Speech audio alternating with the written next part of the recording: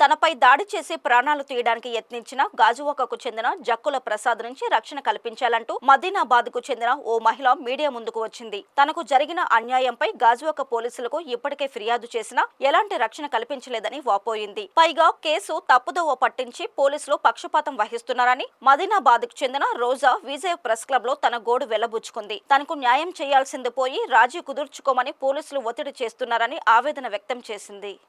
Media వాళ్ళందరికీ నా హృదయపూర్వక నమస్కారం అండి. నా పేరు జక్కుల రోజా. మేము గత 10 సంవత్సరాల నుంచి మదీనాబాద్ ప్రాంతంలో మేము నివసిస్తూ ఉంటాము. మా కులం ఎస్టీ.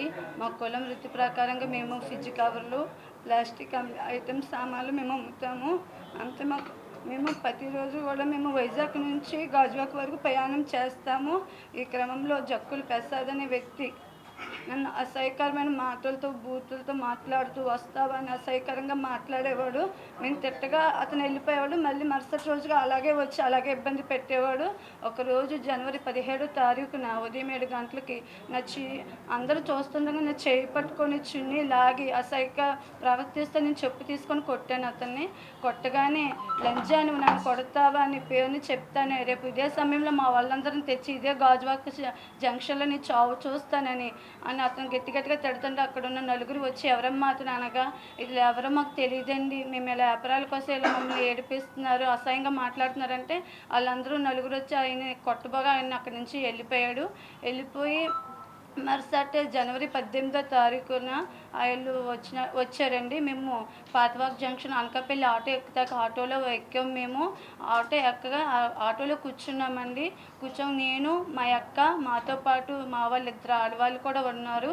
కూర్చోగా మేము అందరూ వచ్చి మా కళ్ళల్లో జక్కులు ప్రసాదు, జక్కులు వెంకటేశు, జక్కుల రాజేషు, జక్కులు పగిడమ్మ, జక్కులు మరిడమ్మ, జక్కులు సింధు, ఇంకా కొంతమంది వ్యక్తులు ఉన్నారండి. వాళ్ళనైతే గుర్తుపడతాను కానీ పేర్లు అయితే మాకు తెలీదు. ఉండగా నేను ఆటోలో కూర్చొని ఉన్నాను. నా బాబు సంవత్సరాల బాబు అని నా బాబు నా చేతిలోకి వెళ్ళి కిందకి ఇసిరేసారు. కిందకి ఇసిరేగా బాబు ఎట్టెళ్ళిపోయాడు. నాకు ఆ జన్మలో కనిపించలేదు. నాకు అసలు బాబు చనిపోయాడని అనుకున్నాను. నేను బాబుని ఇసిరేసి నా కళ్ళల్లో కారాలు కొట్టి జుట్టు పట్టుకుని బయటికి వీడిసి కత్తితో నా తలపై పొడిచి నా ఒంటి మీద బట్టలు చింపి నా చేతి మీద చేసుకొని జాకెట్ చింపి అసహ్యకరంగా వీడియోలు తీసి వాట్సాప్ గ్రూపుల్లో పంపించారండి. పంపించి మళ్ళీ ఆ వీడియోలు కూడా మాకు అందరి ద్వారా మాకు వచ్చాయి. అవి గ్రూప్లో పెట్టగానే ఇలా చేశారు. ఇలా చేయగా మేము ఆటో యొక్క హాస్పిటల్కి వెళ్ళాము. మేము వెళ్ళక నడి రోడ్డు మీద ఎంత దారుణంగా చేశారు మమ్మల్ని. చేయగానే నేను స్పృహ తప్పి పడిపోయాను. కొట్టరాని చోట్ల కూడా కొట్టి నిజంగా మీడియా ముందు నేను చెప్పుకోలేకపోతున్నానండి. ఆడదాన్ని కూడా చూడలేదు. నిజంగా కొట్టరాని చోట్ల కొట్టి తాకరాని చోట్ల కూడా నాన్న బేభత్సం చేసి మమ్మల్ని కొట్టి నిజంగా గ్రూపుల్లో వాట్సాప్లో పెట్టారు. నేను స్పృహ తప్పి పడిపోగా మా అక్కని పిలిచాను, నేను కాపాడండి నేను పారిపోతున్నప్పుడు కూడా నన్ను వదలలేదండి. నేను నా బాబు ఏమైపోయారు, నాకు 3 పిల్లలు, నా పిల్లలు ఏమైపోతారో నా ఆలోచనలోనే ఉన్నాను నేను. అప్పటికి కూడా వాళ్ళు మమ్మల్ని వదలకపోతే శ్రోతపై పడిపోక మా అక్క అడ్డుకోవడానికి వచ్చిందండి. అడ్డుకోవడానికి రాగా తన కళ్ళల్లో కూడా కారాలు కొట్టి తను కూడా రాడ్లతో తలపై కొట్టారు. కొట్టగా మేము హాస్పిటల్కి తీసుకెళ్తున్నారు. మేము హాస్పిటల్కి వెళ్ళగానే మేము ముందు పోలీస్ స్టేషన్కి వెళ్ళామండి. అక్కడ ఎఫ్ఐఆర్ రాస్తాకి వెళ్ళాము. వెళ్ళగానే అక్కడ లేడీ కానిస్టేబుల్ గారు ఉన్నారు.